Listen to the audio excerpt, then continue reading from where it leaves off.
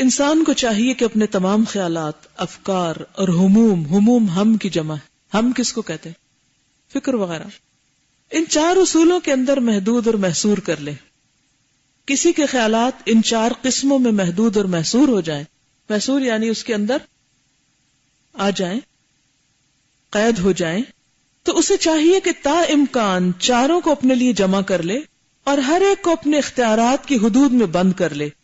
کبھی بے شمار خیالات کا ہجوم ہو جائے، مثلا ہر 4 قسم کے خیالات اور ان کے متعلقات کی کثرت اور فراوانی ہو جائے، تو چاہیے کہ الاہم فالاہم کا اصول اختیار کرے، یعنی پرائرٹائز کرے، سب سے اہم کو سب سے ٹاپ پر لے جائے. یعنی ظاہر ہم دنیا میں رہتے ہیں، ہماری دنیا کے بھی بہت سے کام ہمارے سامنے ہوتے ہیں، ان کو بھی ہمیں کرنا ہے، ان مقاصد کو حاصل کرنا ہے، اور وہ بنیادی ضرورتیں ہیں انسان کی، کھانا پینا سونا شادی بیاہ اولاد، یہ دنیا کی بہت ساری ضروریات ہیں، اور وہ بھی بہت جائز اور بہت ضروری چیزیں ہیں. پھر اس کے ساتھ ساتھ دین کے کچھ کام ہیں، دین کے مقاصد ہیں، یہ ساری چیزیں بھی ہیں. تو پھر انسان اپنے آپ کو دیکھے کہ میرے پاس وقت کتنا ہے، عمر کتنی ہے، صلاحیت کتنی ہے، مال کتنا ہے. تو ان میں سے اس وقت سب سے اہم ترین چیز کون سی، یعنی موسٹ ارجنٹ اینڈ امپورٹنٹ. آج آپ دیکھیں کہ دنیا میں جو ٹائم مینجمنٹ کے اصول ہیں، urgent and important, urgent not important, important not urgent, یہ ساری چیزیں ہم سمجھتے ہیں کہ نئے دور کی، جدید دور کی پیداوار ہے، حالانکہ یہ سب ہمیں دین نے سکھایا ہے. دین نے ہمارے لیے ان سب چیزوں کو اپنی جگہ پر لا کر رکھا ہے کہ سب سے اہم کیا ہے.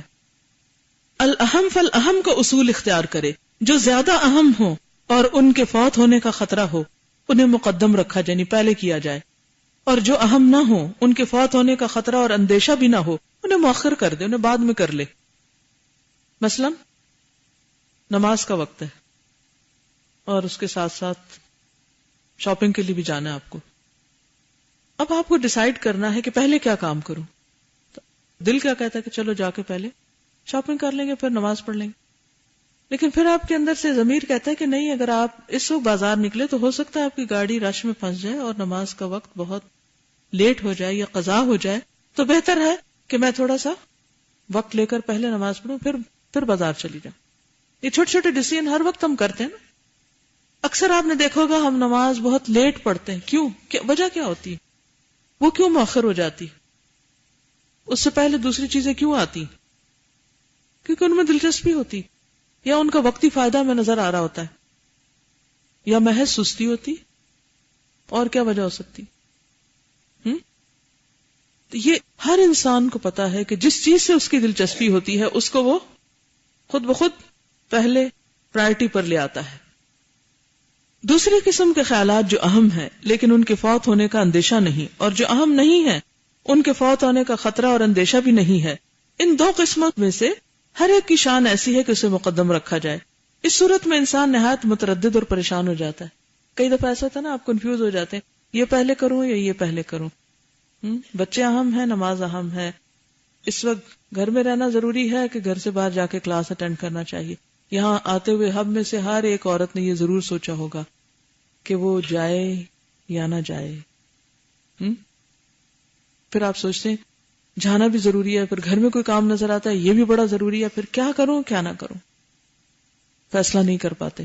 دونوں چیزیں برابر برابر کی اہم لگ رہی ہوتی، وہ بھی ڈیوٹی لگ رہی ہوتی، یہ بھی ڈیوٹی لگ رہی ہوتی. وہ لگتا ہے وہ بھی فرض ہے، لگتا ہے یہ بھی فرض ہے. طلب العلم بھی فریضہ ہے اور گھر کو لک آفٹر کرنا بھی فریضہ ہے. اب کریں تو کریں کیا، کہ کسے اختیار کرے اور کسے مقدم سمجھے. اہم کو اگر مقدم رکھتا ہے تو کم درجے کی چیز فوت ہو جاتی ہے، کم درجے کی چیز کو مقدم رکھے تو جو اس سے اہم ہے اس سے توجہ ہٹ جاتی. یہ مشکل وہاں پیدا ہوتی ہے جہاں ایسی 2 چیزیں سامنے آ جاتی ہیں جن کا اجتماع بیک وقت ناممکن ہوتا ہے. بعض چیزوں کو تو آپ اکاموڈیٹ کر لیتے ہیں نا، 2 چیزیں ایک وقت میں بھی کر لیتے ہیں، لیکن کچھ چیزیں ایک وقت میں ملٹی ٹاسکنگ نہیں ہو سکتی، اور ایک کی تحصیل سے دوسری کا فوت ہونا لازمی. ایسا اس لیے ہوتا ہے کہ انسان کو پوری عقل اور فہم اور کامل بصیرت اور معرفت سے کام لینے کی ضرورت ہوتی ہے. اب اور زیادہ آگے ڈیپتھ میں جانے کی ضرورت ہوتی. جب تک ہم وہاں نہیں پہنچتے تو ہم کم علمی، کم حکمت، کم عقلی کی وجہ سے بعض اوقات جو نسبتاً کم اہم ہوتی ہے اس کو ہم زیادہ اہم کر لیتے ہیں، اور جو اہم ترین ہوتی ہے اس کو ہم نیچے لے جاتے ہیں. پھر کر بیٹھتے ہیں، پھر پریشان ہوتے ہیں، پھر ایک گلٹ ستاتی ہے، اب کریں تو کریں کیا. تو اس کے لیے کیا ضروری ہے؟ بصیرت، معرفت، عقل اور فہم. یہی وہ مقام ہے جہاں سے رفعت و بلندی حاصل کرنے والا رفعت و بلندی حاصل کر لیتا ہے، نجات اور فلاح پانے والا نجات و فلاح پا لیتا ہے، اور خسارہ پانے والا خسارہ پا لیتا ہے. نیکیوں کے بھی موسم ہوتے ہیں، نیکیوں کے بھی مواقع ہوتے ہیں، ٹھیک ہے نا. اپرچونٹیز ہوتی ہیں نا مختلف کاموں کی، جب وہ نکل جاتی ہیں. مثلا اگر آپ 9 ذی الحج کو زوال آفتاب کے بعد عرفات نہیں پہنچے اور اس کے علاوہ سارا سال آپ وہیں ڈیرا لگا کے بیٹھے ہوئے، تو کیا ہوا؟ وہ مقام نہیں پایا آپ نے، وہ درجہ نہیں پایا. اسی طرح جو نماز آپ نے وقت کے اندر پڑھی، اگر وقت کے بعد یا ایون پہلے بھی آسانی کے لیے اس کو 2-3 دفعہ کر لیں وہ کام، اس کو وہ فائدہ نہیں. تو یہ جو نیکی کے مواقع آتے ہیں، مثلا ایک وقت میں کسی نے آپ کو پکارا، پانی چاہیے، آپ کہتے اچھا میں بعد میں دے دوں گا، ابھی کو اور دے دے. یہ ایک موقع آیا تھا آپ کے سامنے، آپ کو کوئی ڈیسیژن لینا تھا. اگر آپ ڈیسیژن لے کر، اگر آپ کو اتنی سمجھ ہو، فہم ہو کہ اچھا یہ تو اس وقت بہت بڑی نیکی، اور آپ کا دل گواہی دیتا اور آپ فوراً اٹھ کے بھاگ پڑتے ہیں اور پانی پلا کے آ جاتے ہیں، تو اب آپ کا وہ درجہ جو اس میں پہلے آپ یہاں بیٹھے ہوئے تھے اس سے ایک دم رفعت و بلندی والا ہو گیا. لیکن اگر آپ نے اس موقع کو کھو دیا، اس کال پر لبیک نہیں کہی، تو بعد میں آپ 10 لوگوں کو پانی پلائیں، وہاں تک آپ نہیں پہنچ سکتے. تو اس کے لیے انسان کو تقوی والا دل چاہیے، ہر وقت الرٹ رہنے کی ضرورت ہوتی ہے کہ اس وقت کس چیز کا موقع، کون سی اپرچونٹی، کس چیز کا فائدہ زیادہ ہے. اور جتنی جتنی آپ کو معرفت ہوتی جائے گی، جتنا جتنا آپ اپنے دل کے اندر کی آواز کو سننے کے قابل ہو جائیں گے، اور اس کے لیے جتنا آپ بہادر ہو جائیں گے، اتنا ہی آپ آگے بڑھ جائیں گے. آپ نے 7 ہیبٹس کے نام سے کتاب تو پڑھی ہوگی، ہائیلی افیکٹو پیپل کی، جو ہے 7 عادتیں. اب اس کی 8ویں عادت بھی آ گئی کہ جو بہت کامیاب لوگ ہوتے ہیں ان کے اندر ایک اور عادت، اس نے اسٹیون کوے کی جو کتاب ہے اس نے وہ ایک اور ایکسپلور کی ہے. صرف انسانوں کے جو کام ہے اور ان کے جو نتائج ہیں اور ان کے اوپر غور و فکر کے بعد، اور وہ کیا ہے کہ آپ اپنے اندر کی آواز کو دبائیں نہیں. اگر آپ کے اندر اللہ نے کوئی چیز ڈالی ہے تو اسے اسپیک آؤٹ. جب آپ اسے بولیں گے، جب آپ اس کو باہر لائیں گے، جب آپ اس کو سنائیں گے، تو آپ وہ کام کر پائیں گے. اور دوسرے بھی کیا کریں گے؟ دوسرے بھی آپ کے ساتھ تعاون کریں گے. لیکن اگر آپ نے اپنے خیالات کو، اپنی سوچوں کو اندر ہی دبا دیا جو اللہ نے آپ کے اندر رکھی، تو نتیجہ کیا ہوگا؟ کسی کو کیا خبر کہ آپ کیا چاہتے ہیں، کسی کو کیا پتا کہ کیا کرنا چاہیے. ہم نے خود ہی سے زوم کر لیا کہ کوئی فائدہ نہیں کسی کو کہنے کا، کوئی نہیں سنے گا، کچھ ہونے کا نہیں، میری قسمت میں بس یہی لکھا ہے، مجھے بس یہی کر لینا چاہیے. نہیں، اللہ نے آپ کو چنا تھا کسی خاص چیز کے لیے اور اس کے خیالات ڈالے تھے آپ کے اندر. آپ نے کیا کیا؟ قد افلح من زکاہا وقد خاب من دساہا. تو یہ جو حق اور سچ بات اللہ نے آپ کو دکھائی، آپ کا فرض بنتا ہے کہ آپ اس کا اما بنعمت ربک فحدث، اس نعمت کا اظہار کرو. اپنی سوچ، اپنے اندر آنے والی قیمتی خیالات، اور وہ قیمتی خیالات کون سے ہوتے ہیں کہ جس میں کسی کی خیر اور بھلائی کے منصوبے ہوں. الا من امر بصدقۃ او معروف او اصلاح بین الناس کے کام ہوں، جن کو خود قرآن نے بتایا ہے. تو ان چیزوں کو دبانا نہیں چاہیے، ان کا ذکر کرنا چاہیے. اچھا، ذکر کرنے سے ہمیں ڈر کیوں لگتا ہے؟ ایک صحیح درست بات جو ہمیں پتہ ہوتی کہ ٹھیک ہے اور کرنی چاہیے، کیوں نہیں کرتے ہم وہ وہاں؟ کیونکہ رضوان العباد نہیں ہوتی، بندوں کی رضامندی حاصل نہیں ہوتی. حالانکہ اس وقت ہمیں پتہ ہوتا ہے کہ یہ بات کریں گے تو اس سے اللہ راضی ہوگا، مگر وہ چیز نیچے چلی جاتی ہے اور رضوان العباد اوپر آ جاتی ہے. دنیا کا وقتی فائدہ آگے آ جاتا ہے، آخرت کا بڑا فائدہ پیچھے چلا جاتا ہے. تو ہم اس الاہم فالاہم کے اصول پہ عمل نہیں کر رہے ہوتے.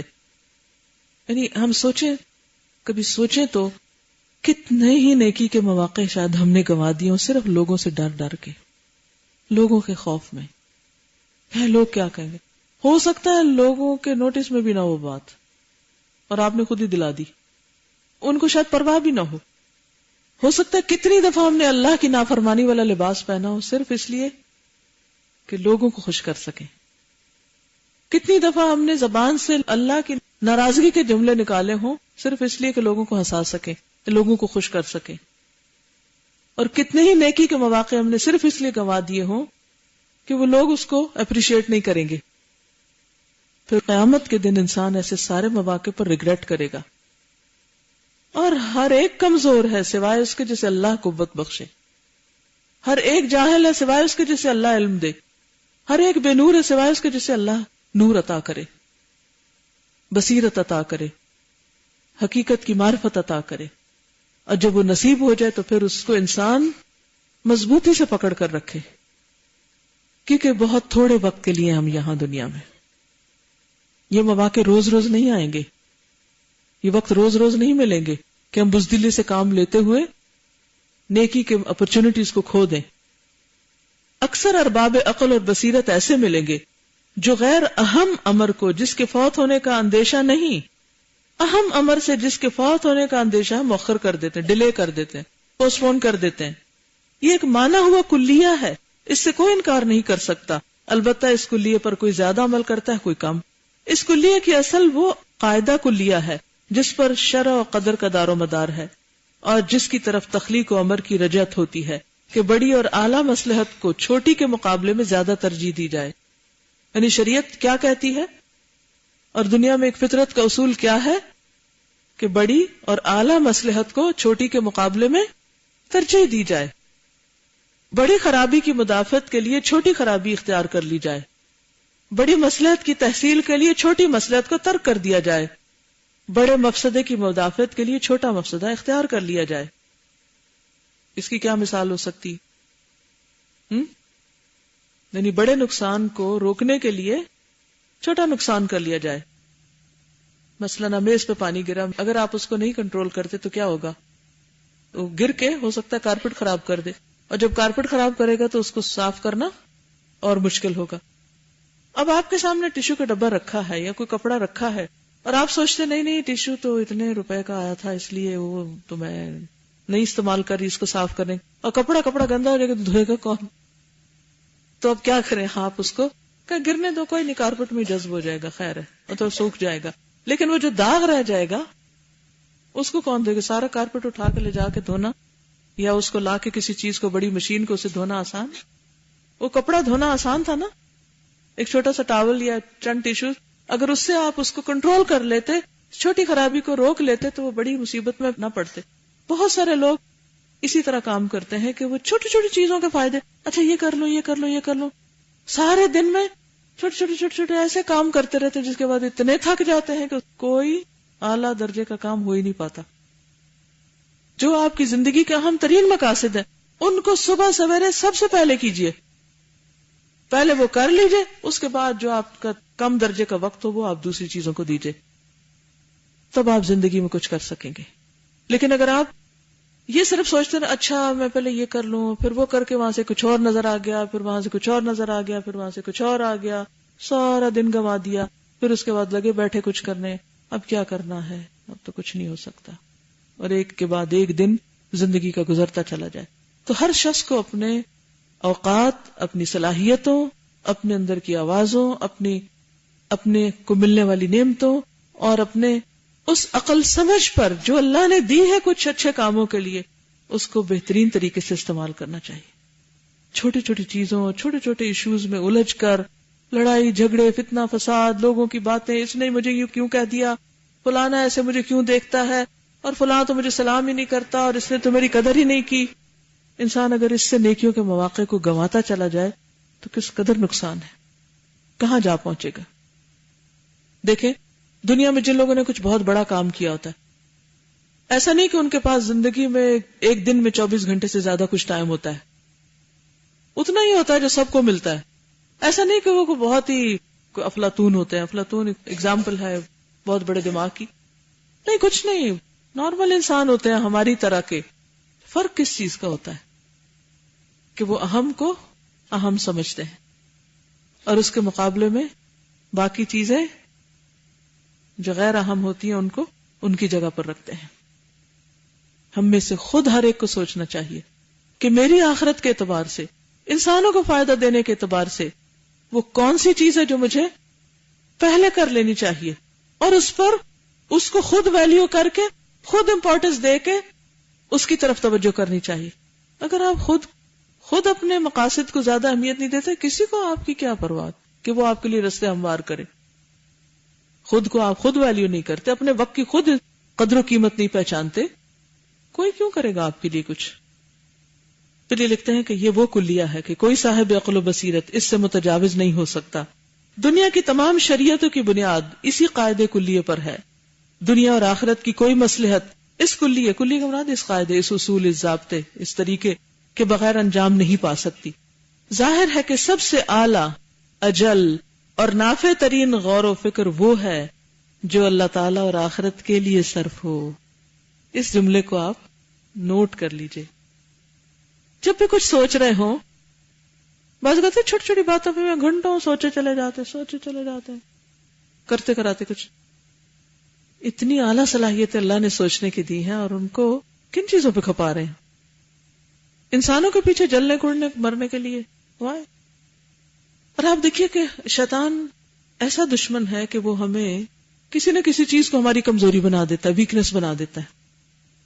اس کے پیچھے پھر ہم روتے ہیں، اس کے پیچھے غمگین رہتے ہیں، اس کے پیچھے ہم دل دماغ اپنا مشغول رکھتے ہیں، اور سارے ہم کام چھوڑ کر بس اسی کو فوکس کر لیتے ہیں.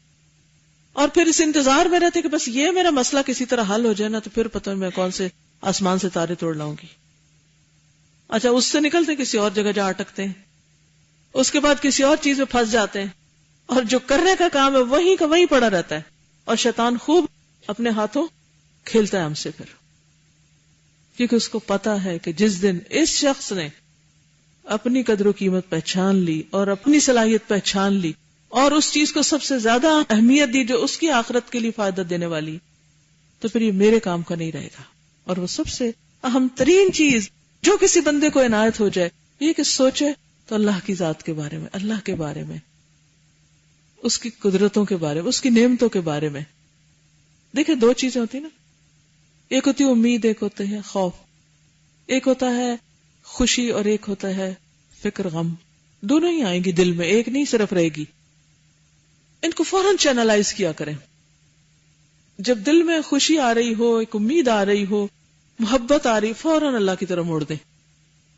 اور جب غم اور فکر لگنے لگی ہو، خوف آنے لگے، تو آخرت کی طرف موڑ دیں. کسی بھی چیز کا غم ستائے، فوراً آخرت کا غم لے آئے سامنے. قبر کو یاد کریں، بیماروں کو یاد کریں، جیل میں پڑے ہوئے لوگوں کو یاد کریں. دو طرح کی کیفیت ہوتی ہے نا. جیسے مثلاً آپ اگر اپنی کھڑکی کے باہر دیکھتے ہوں، مثال کے طور پر کوئی درخت دیکھتے ہوں، کوئی پہاڑ دیکھتے ہوں، تو کبھی آپ دیکھتے ہیں تو آپ کو یہ سامنے سین پہاڑوں کا بڑا ہی خوبصورت نظر آتا ہے، تو ایک دم دل کی بہت اچھی کیفیت ہوتی. اس کو کیا سوچنا چاہیے، کیا کرنا چاہیے؟ فوراً اللہ کے بارے میں سوچیں اور اللہ کی محبت دل میں لے آئیں. اچھا، کبھی ایسی کیفیت ہوتی ہے کہ دل کے اوپر ایک غبار سا چھا جاتا ہے، اور ایک خوف اور ایک غم اور ایک اداسی کی کیفیت، اس کو کدھر ڈائیورٹ کر دیں؟ آخرت کے بارے میں. یہ اعلیٰ ترین فکر ہے، اعلیٰ ترین. دل ان دو حالتوں سے خالی نہیں ہوتا. ان دونوں کے لیے ایک ٹارگٹ مقرر کر لیں اور اس منزل کے بارے میں سوچیں. جو فکر اللہ تعالیٰ کے لیے تھی اس کی چند اقسام یہ ہیں. اللہ تعالیٰ کی نازل کی ہوئی آیتوں پر غور و تدبر کیا جائے. آیتوں کی مراد پوری عقل اور بصیرت کے ساتھ سمجھنے کی کوشش کی جائے کہ یہ آیت کیا کہتی، اس میں کیا سبق ہے. فہم و ادراک سے کام لیا جائے. اور حقیقت بھی یہ ہے کہ اللہ تعالیٰ نے قرآن اس لیے اتارا ہے کہ اس پر غور و تدبر کیا جائے. افلا یتدبرون القرآن ام علی قلوب اقفالها. اسے سمجھا جائے. یہ محض تلاوت کے لیے نہیں اتارا گیا، بلکہ تلاوت اس لیے لازم کی گئی ہے کہ یہ فہم و ادراک کا ذریعہ ہے.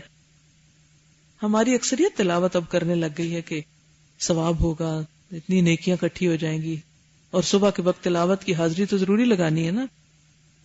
تو یہ اگر پابندی ہم پر ڈالی بھی گئی، اور نمازوں میں تلاوت خاص طور پر، تو کس لیے؟ کیا مقصد ہے اس کا؟ کیا کریں؟ کیوں؟ سلف صالحین کا قول ہے انزل القرآن لیعمل به فاتخذوا تلاوته عملا. قرآن اس لیے اتارا گیا ہے کہ اس پر عمل کیا جائے، لہذا تم عمل کے لیے تلاوت کرو.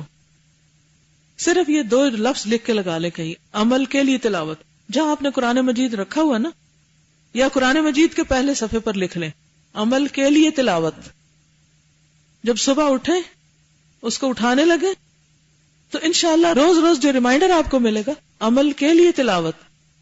تو اگر آپ نے ایک رکوع پڑھا، ایک رب پڑھا، ایک نصف پارہ پڑھا، کچھ بھی پڑھا، اور اگر اس میں سے صرف ایک آیت کا انتخاب کر لیا کہ آج کے دن اس پر عمل کروں گی، تو گویا آپ نے تلاوت کا حق ادا کر دیا. الذین آتیناہم الکتاب یتلونہ حق تلاوتہ اولئک یؤمنون بہ. اور اگر وہ عمل نہیں تو کچھ بھی نہیں. دوم، روزمرہ مشاہدے سے گزرنے والی اللہ تعالیٰ کی نشانیوں پر غور و تدبر کیا جائے. یعنی کسی خاص چیز کے پاس سے گزریں، کسی درخت کے پاس سے گزریں، کسی سڑک سے گزریں، کوئی بھی منظر دیکھیں، ضرور غور و فکر کی نگاہ سے کچھ نہ کچھ سوچیں کہ اس میں کیا سبق ہے. کوئی خاص واقعہ پیش آ جائے تو ضرور سوچیں کہ یہ کیوں پیش آیا، اور اس میں مجھے کیا کرنا چاہیے تھا جو میں نے نہیں کیا. کیا میرا طرز عمل اس موقع پر درست رہا؟ کیونکہ اللہ نے اتنی رحمت کی ہم سب پر کہ ضمیر نام کی چیز ہمارے اندر لگا دی ہے، وہ اندر سے کچوکے لگانے لگ جاتی، تم نے ٹھیک نہیں کیا، تمہیں ایسا نہیں کرنا چاہیے تھا. اور پھر آئندہ کے لیے انسان اس سے سبق سیکھے یا اس کا ازالہ کرنے کی کوشش کرے.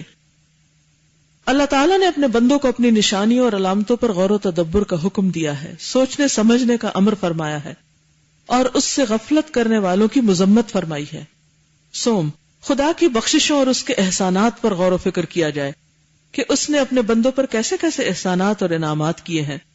اس کی مغفرت اور رحمت اور حلم اور بردباری کس قدر وسیع اور ہماگیر ہے. غور و تدبر اور فکر و تعمل بھی غور کے لیے آتا ہے کہ یہ تین قسمیں ایسی ہیں جو قلب انسان کو معرفت الہی، محبت خداوندی، خوف و رجا اور امید و بیم سے مالا مال کر دیتی ہیں. دائمی غور و تدبر کے ساتھ اگر ذکر خداوندی کا سلسلہ بھی جاری رکھا جائے تو قلب انسان معرفت الہی اور محبت خداوندی کے رنگ میں پوری طرح رنگ جاتا ہے. یعنی اگر انسان یہ تین کام شروع کر دے تو یقینی طور پر اللہ کی محبت دل میں آ جائے گی. چہارم، عیوب نفس، اپنے ہی نفس کے عیب، آفات نفس اور عیوب عمل پر غور و تدبر کیا جائے. یہ غور و تدبر نہایت نفع بخش ہے، دنیا اور آخرت کی بڑی بڑی بھلائیاں اس سے وابستہ ہیں. یہ غور و تدبر ہمہ قسم کی خیر و فلاح کا دروازہ ہے. یہ نفس امارہ کی قوتوں کو پاش پاش کر دیتا ہے. اس سے نفس امارہ اس قدر بے بس ہو جاتا ہے کہ برائیوں کے حکم سے اسے رک جانا پڑتا ہے. نفس امارہ جو ٹوٹ گیا تو پھر نفس مطمئنہ اطمینان اور خوش عیشی سے اپنا وقت گزارتا ہے اور ہر طرح کی خوش عیشی کے ثمرات سے مستفید ہوتا ہے. حکم و فرما روائی بھی اسی کی جاری رہتی ہے. جب نفس مطمئنہ خوش عیشی سے وقت گزارتا ہے تو قلب بھی زندہ رہتا ہے، خوشگوار زندگی گزارتا ہے اور اپنی مملکت میں پوری قوت سے حکومت کرتا ہے. ساری مملکت میں صرف یعنی پورے جسم پر، پورے انسان پر اسی کا حکم چلتا ہے. نیز قلب کے تمام امراء، حکام اور قلب کا سارا لشکر اس کا مطیع ہوتا ہے. مملکت کی ساری مصلحتیں اور حکمتیں قلب کے منشا کے مطابق عمل میں لاتے ہیں اور ساری قوتیں اور صلاحیتیں قلب کی مرضیات پر نثار کر دیتے ہیں. یعنی ہر چیز پھر اس کے تابع ہو جاتی ہے. پنجم، وقت کے واجبات اور ضروریات اور وظیفہ اعمال پر غور و تدبر کیا جائے. وقت کے واجبات، اس وقت میں کیا ضروری ہے کرنا، دوائے شافی پڑھنا یا اور باتیں کرنا. اور وظیفہ اعمال پر غور و تدبر کیا جائے، یعنی کام جو بھی ہم کرتے ہیں. اور عزم و ہمت کی تمام تر توجہات اپنی چیزوں کی طرف موڑ دی جائیں. چنانچہ عارف انسان یعنی جو معرفت والا ہوتا ہے وقت کا بیٹا ہوتا ہے. انسان اگر وقت کی قدر نہ کرے اور اسے ضائع کر دے تو وہ گزرے ہوئے وقت کا تدارک کبھی نہیں کر سکتا. امام شافعی کا مقولہ ہے، صحبت الصوفیہ فلم استفد منهم سوى حرفين احدهما قولهم الوقت سيف فإن لم تقطعه قطعك وذكر الكلمة الأخرى ونفسك إن شغلتها بالحق وإلا شغلتك بالباطل. صوفیہ کی صحبت سے میں نے دو باتیں حاصل کی. ایک یہ کہ وقت تلوار ہے، اگر تم اس سے نہیں کاٹتے تو سامنے والا تمہیں اس سے کاٹے گا. اگر تم اس سے نہیں کاٹتے، نہیں کام نہیں لیتے، تو وہ تمہیں اس سے کاٹ دے گا. دوسری یہ کہ اگر تم اپنے نفس کو حق میں مشغول نہیں کرتے تو وہ تمہیں باطل میں الجھا دے گا. یہ بڑی اہم بات ہے. اگر تم اپنے آپ کو حق میں مشغول نہیں کرتے تو کیا ہوگا؟ وہ باطل میں مشغول ہو جائے گا. اور ہماری اکثریت کا مسئلہ ہی یہی ہے. جب ہم قرآن مجید پڑھتے ہیں، روز روز قرآن پڑھتے ہیں، سنتے ہیں، ڈوز ملتی رہتی ہے، کچھ نہ کچھ کرتے رہتے ہیں. جو ہی وہ سلسلہ ختم ہوتا ہے دنیا میں واپس لوٹتے ہیں. آہستہ آہستہ آہستہ اگر اس کو پکڑ کے نہیں رکھتے، نتیجہ کیا ہوتا ہے؟ ایک دن آتا ہے ایسے ہو جاتے ہیں جیسے کبھی قرآن پڑھا ہی نہ تھا. جب تک ہم نے نفس کو حق پہ لگایا وہ کسی حد تک حق کی پیروی کرتا رہا، لیکن جب اس کو چھوڑا تو باطل نے آ کے اس کو پکڑ لیا. یہ ایسے ہی ہے نا جیسے اگر آپ اپنی کسی قیمتی چیز کی حفاظت نہیں کرتے تو کیا ہوتا ہے؟ اگر آپ اس کی حفاظت نہیں کرتے، کوئی آ کے اس کو اٹھا کے لے جاتا ہے. کوئی بھی چیز سوچے. تو اسی طرح اللہ نے جو کچھ وقت آپ کو دیا، جو صلاحیتیں آپ کو دی، اگر آپ نے ان کو اپنی آخرت کے لیے استعمال نہیں کیا تو نتیجہ کیا ہوگا؟ لوگ اس کو اپنے مقاصد کے لیے استعمال کر لیں گے. آپ کے پاس کچھ بھی نہیں رہے گا. لوگوں کے بھی حقوق اور فرائض صرف اللہ کی خاطر پورے کریں، لیکن لوگوں کو یہ موقع نہ دیں کہ وہ ہمیں استعمال کریں، اور ہم اپنے فرائض کو بھی بس ادھر ادھر کر کے گنوا دیں. اب لوگوں کی چاہت میں نماز لیٹ کر دینا اور اللہ کو کچھ بھی یاد نہ کرنا اس میں، اور یہ سمجھنا کہ ہم بہت بڑے فریضے ادا کر رہے ہیں. اللہ تعالیٰ کیا فرماتے؟ یا ایھا الذین آمنوا لا تلھکم اموالکم ولا اولادکم عن ذکر اللہ ومن یفعل ذلک فاولئک هم الخاسرون. بندوں کا حق اپنی جگہ، اللہ کا حق اپنی جگہ. کسی بندے کو اجازت نہ دے، اختیار نہ دے، موقع نہ دے کہ وہ اللہ کے حق کو آپ سے اچک لے اور آپ کو وہ نہ کرنے دے. حقیقت امر یہ ہے کہ اسی وقت کا نام انسان کی عمر ہے. کون سی؟ جو اس نے کسی کام میں لگا دی، اور جو کام میں نہیں لگی وہ آپ کی عمر نہیں. نعیم مقیم، جنت کی دائمی زندگی کا اصل مادہ اور مواد بھی وقت ہے. وقت نہایت تیز رفتار ہے، بادلوں سے بھی جلد آتا ہے اور گزر جاتا ہے. بس انسان کا وہ وقت جو صرف اللہ کے لیے ہو، وہی اس کی زندگی اور اس کی عمر کا حقیقی مواد ہے. اس کے سوا دوسرا وقت زندگی میں محسوب ہی نہیں ہو سکتا. یعنی اسے آپ زندگی نہیں کہہ سکتے، وہ تو موت کا حصہ ہے جو آپ سو کے گزار رہے ہیں یا بیکار گزار رہے ہیں. انسان خواہ کتنی ہی طویل زندگی پالے، اس کی یہ زندگی چوپایاں اور جانوروں کی زندگی ہوگی. جس انسان کا وقت غفلت، شہوت رانی، باطل تمناؤں اور فاسد آرزو میں بسر ہو رہا ہو، اس کا سونا اس کے جاگنے سے بہتر ہے. اس کا سونا جاگنے سے بہتر ہے، کیونکہ وہ جاگے گا تو کیا کرے گا؟ محض خواہشات کی پیروی کرے گا. اس کا دنیا میں جینا ہی بیکار ہے. اس کے حق میں زندگی سے موت بہتر ہے. نماز کے متعلق یہ کہا گیا کہ بندہ نماز پڑھتا ہے تو نماز میں اس کا اتنا ہی حصہ ہے جتنا وہ سمجھتا ہے، جتنا اس کا ادھر دھیان ہوتا ہے. حقیقتاً ایک انسان کی عمر وہی ہے جو اللہ کے لیے اور صرف اللہ کے لیے بسر ہوتی. یعنی جو اللہ کے لیے اور صرف اللہ کے لیے بسر ہو. کیا مطلب ہے اس کا؟ بندہ چاہے نماز پڑھ رہا ہو، عبادت کر رہا ہو، یا اگر دنیا کا بھی کام کر رہا ہے اور وہ اللہ کے لیے کر رہا ہو، کسی انسان پر احسان جتانے کے لیے نہ کرے. ان خیالات اور افکار کے سوا جس قدر بھی افکار ہیں وہ شیطانی وساوس، باطل تمنائیں اور محض فریب ہے، دھوکہ ہے. ان خیالات اور افکار کا وہی حال ہے جو نشے میں بد مست وسوسوں کے مارے ہوئے آدمی کے خطرات قلب اور افکار دماغی کا حال ہوتا ہے. اصل حقیقت کا پتہ انہیں اس دن لگے گا جب ان پر حقیقت منکشف ہوگی اور وہ زبان حال سے کہتے ہوں گے ان کان منزلتی فی الحب عندکم ما قد لقیت فقد ضیعت ایامی، اگر محبت میں میرا مقام تمہارے نزدیک اسی قدر ہے جو میں پا رہا ہوں تو میں نے اپنے دن ضائع کیے.